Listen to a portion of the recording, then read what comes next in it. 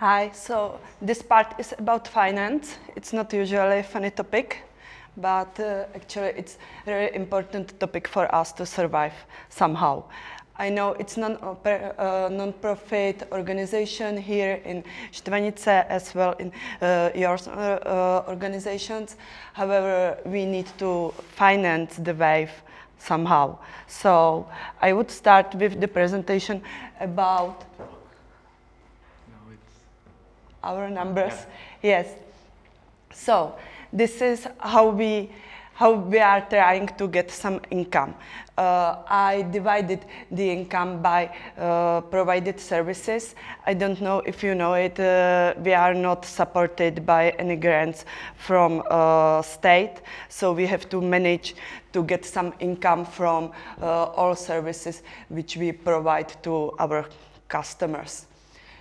You can see the main activity is surfing. It's the wave. It's like 23%, and it's the biggest income for us. Since it's mandatory to have a first lesson here with a trainer, we have quite a big income also from initial trainings. However, it's still the wave. The wild water, it's a small part. You can see it's only 1%, but I think it's potential to increase this income in future. However, the price for using the wild water is much lower than the price for one lesson on the wave.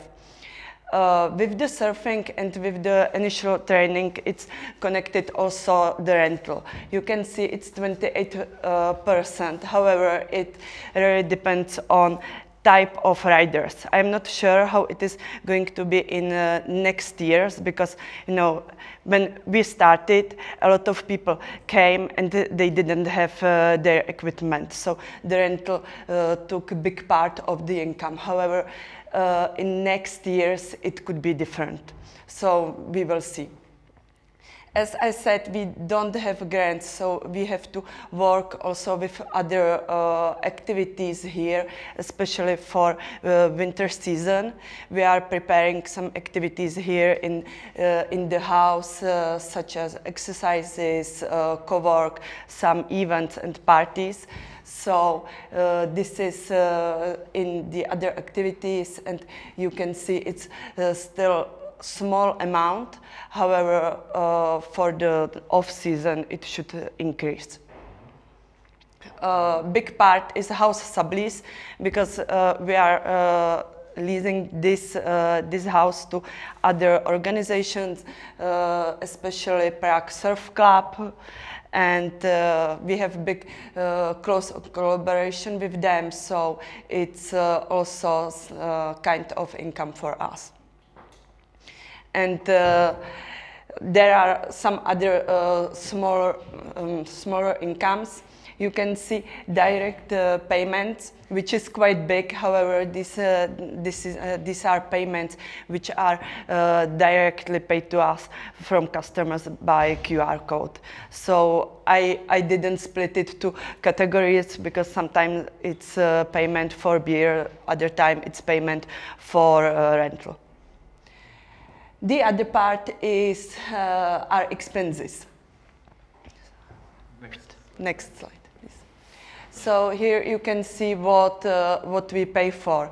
The biggest payment is was for equipment, for rental. However, these are ongoing expenses. It's changing in the time.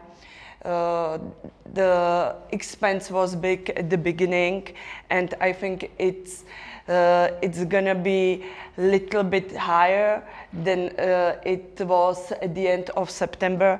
However, in next years, it shouldn't be such a big part of the expenses. What we have to pay for, it's water. It's quite a big expense for us. However, we cannot operate without water is separately paid. As I said, we pay also for house lease and some reconstructions. At the beginning, there was a big one-off payment for the wave construction. Hahowever, it's not going to be paid anymore. And there is also marketing. We haven't started yet with financial support of marketing. We are trying to promote ourselves through social sites without financial support, and we will see how it works in next days. So this is from our numbers. In the second part, I would like you to participate. I have some questions for you, which I think would be nice to share here. It would be nice to share your experience and what you have to face in your day-to-day business on the waves.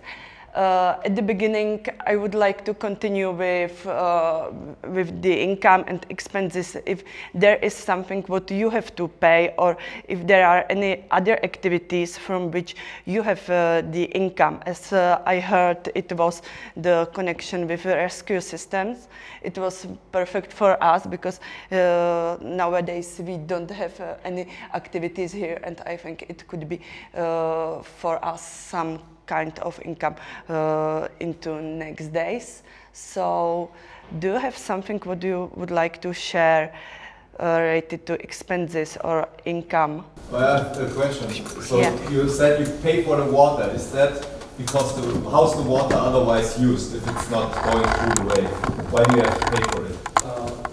I can comment. It's basically compensation for lower efficiency of the power plant, because it's directly interconnected. So when they go to us, they decrease the efficiency of the. And how much is it?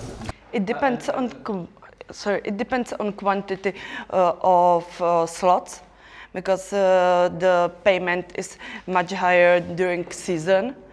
And I think it's going to be lower during off-season, because it's different when we have 4 slots, 4 sessions per day during the full season, and during off-season we will have like 2, maybe only 1 session per day. And the reason is we pay per hour, and the price is for 450 crowns, which is like divided by 25. 17 euros. Yeah. 17 euros per hour. Which we always have to pay. And when there is not like super high level of water, then we go for free, but it's quite exceptional. Yeah. State. When there are floods, it's for free. And then we pay a rent for the land under the wave. How much water are you getting for that? Sorry? How much water is coming for that? How much discharge? Around 11 to 13 cubic meters. Let's see. What is off-season? In Germany, we don't know any off-season. Really? Yeah, we work for a whole year. However, we had a lot of customers now from June till at the end of September. It's still going this month. However, for winter season, we are expecting not so many people are coming. It already decreased, like the number of people who attend the wave decreased as the weather got. But you're running the wave all year long? Yes. Yeah, we are running the wave, but we don't expect so many people will be here. Exactly. Yeah. Yeah. It's gonna be like the core group, maybe 30 people plus. However, we don't think it's gonna be like, I think 100 people per day. I think it's mainly connected with the level of the Czech river surfers, because so far the first season was mainly run by people who tried it for the first time, or like started surfing, so they don't have vehicles, and it's like connected with the rental as well. Yeah. It's like a lot of people who like surf in the summer because it's fun. It's fun. Does it depend on how many people book a slot if you open the wave, or is it? Yeah. You were waiting for the question. I'm Robert from Munich, and maybe I can add to your comment, there is an off-season. So if you look at commercial outside waves, like the unit surf pool in Cologne, and you can see that they have a full season in the summer, and then there's the slots decrease when it comes to October, and the wave is closed in the winter time. So it's the same as here. So you can see that the people go surfing this, if they have to pay for it, so they go to surf in the summer, and there's only 1 or 2 slots in October, and then only if there's a big crowd. We are riding also during winter. We are not going to be closed, however. But they have the problem, so they will only fill a few slots on the weekend and no surfing. Which is the third question I would like to discuss: the financial income from full season, how it is how it is postponed to off-season, you know, because we have to count now with the money for the winter. So I'm preparing some kind of forecast for next month. However, we are also preparing some other activities here in the house, because we know the income from the wave, it's not gonna be so big, so we can pay all our monthly expenses. I have an idea for the winter time. Maybe you need to build a roof and heat the water. They have this in Krakow. It's not over the wave, it's for the Kermslau, but there is a tent that is heated, so you can train. But it requires some. Yeah, I mean, as it's about financing, like I can share with you how it is in Nuremberg. So like we're in a happy situation. So we have this club-run business. So we actually, like, there are 3 like main income sources. This is like membership fees, and we are very happy like with the high number of members, that this covers a lot of our like costs per year, like I could say like 80% or something like this. And like we're also talking about like a 6-figure number, so like it's more than 100,000 euros a year we have in operating costs. And like in the second and the third like main income source is then public funding.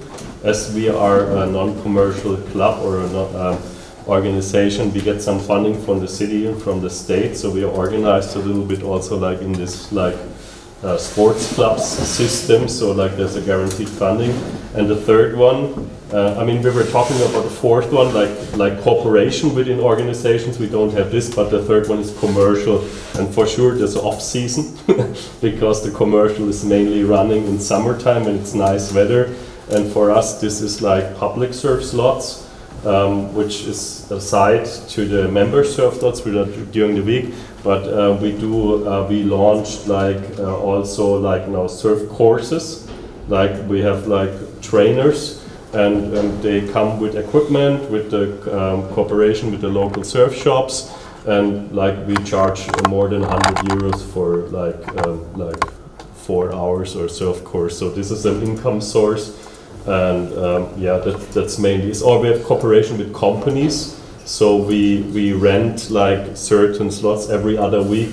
So we have one big sponsor in Nuremberg, so we have the headquarters of Adidas, and we are combining with their sports organization within the company, and we leave them our wave for their sports activity every other week. So on an evening, and this is also like part of the commercial income. But like talking about Nuremberg, we are very happy to have like the main coverage of costs from our members. Okay, so you divide slots between your members and between public. So because it's also my question, because our wave is depends quite a lot on members from the community. We don't have so many like one-off customers who come and serve and come back in 1 year. So it's also about the pricing, because when you have, it's different when you have most clients from community, and it's different when you focus on people who are one-off comers. Also other like circumstances and another demand, depending on which focus group or target group you look on. Like you don't need this much like comfort and accessibility when you're talking about your members, but when you're addressing like companies or external or newbies, like this is a completely other demand in terms of like you need a whole package, you need to have some cooperation with rental equipment. Also, like this is better when the weather is nicer, and for sure you need much more like assistance and coaching, which you don't need. And this is like we need to balance this very hard because it's very strenuous and it's a lot of effort for our people who run the wave, to operate the wave, to also coach these people who come from external. And this is also something you need to take into account, because like this is somehow on the cost side as well, to give advice to all these people who come from outside. So we have in Hannover, we have like guests and club members just side by side at the same time. And I'm not sure about the figures, but I know that we have kind of a stable income, at least in the summer, from guests. And we also have like, they pay the double the price than the club members. And we also have a lot of guests which are coming like from Berlin and Hamburg. So even when you have like a commercial wave in Berlin, for example, they sometimes prefer to come to us because it's cheaper and they like the community vibe as well. And we have some other rules they prefer than to the city wave.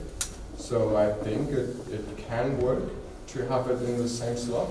And we also have like the rule that we don't, like we assist newcomers, of course, but we don't do like training or anything. So we are kind of strictly on it. So if a wave master wants to give like private training, they can do, of course, but it's more like in the community, like surfers teach each other like voluntarily. Nice. So, one more question.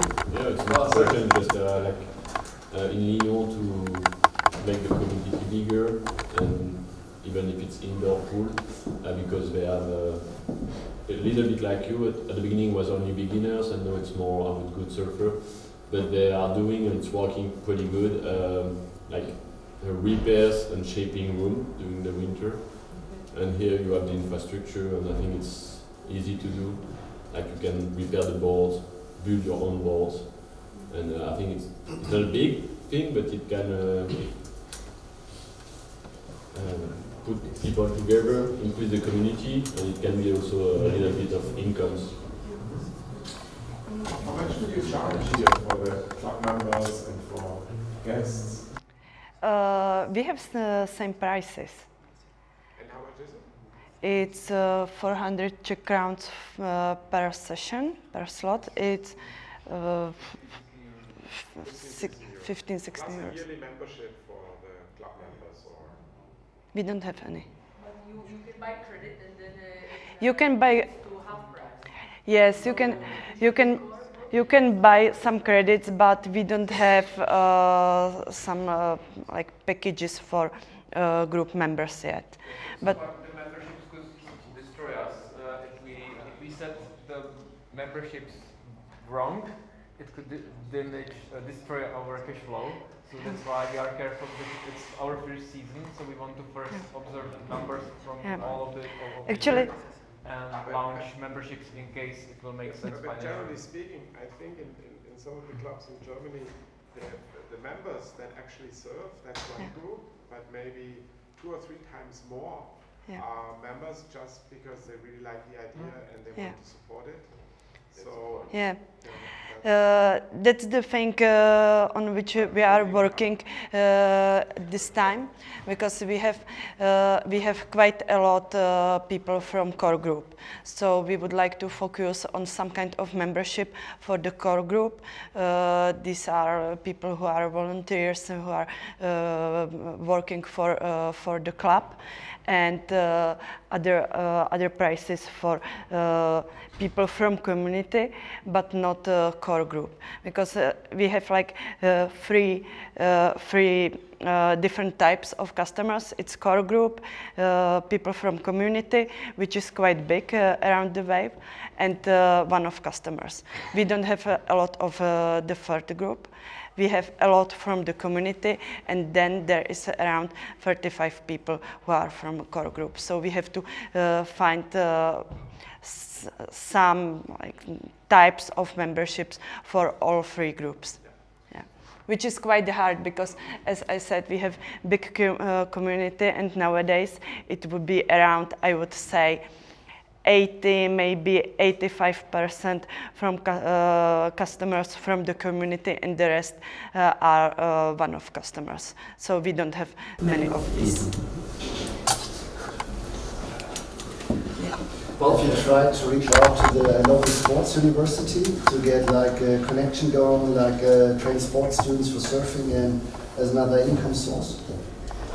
Actually not yet, but we have, I think we have only one sport university. So did you try to connect to them? I think it's quite a waste of time.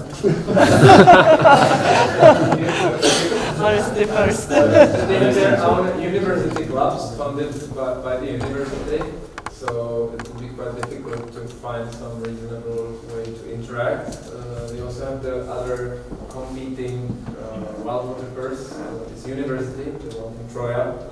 If you are interested in wildwater, you can attend it as well, but it's not far from here. So we haven't tried, but we have cooperated with the technical university on the project quite deeply, which you also will be. You could see it in the presentation upstairs later today. Yeah, just because of sports, we also have like a cooperation with the university, but it's not like just for sports students, it's for all students, and it's just like a sports course, and they have like a fixed slot in the summer. And yeah, we also have like special slots for children where they get like a little bit more training. And in our case, it's like even cheaper, but it can also be like a special course where you have really strong training with them, or like for also for everybody, like you have like some professional trainers, even for more experienced riders. And how many slots do you have per day during full season? Depends on the season, so we have like, we can just... Like in summer? So it's about 10 or 12 slots. It's 10 it's slots always like per day. from sunrise to sunset. Okay. Yeah, but like in the summer, it's the latest slot has to end at 9 p.m. Yeah, it's different for us because during the full season we had like 3, maybe 4 slots per day because we have to negotiate with the town. I think with the town because of the water, so we don't have so many slots. Yeah, you don't have like. Let's do last note, and then I would propose to terminate this discussion. Okay. I also want to catch up on this point. This is very good what you said, Paul, and also from Hannover. What's your name? Milan. Milan. Okay. So in terms of operational costs, this cooperation, but also in terms of project financing. So there's an example from the guys in Traunstein, the Chiemgauwelle.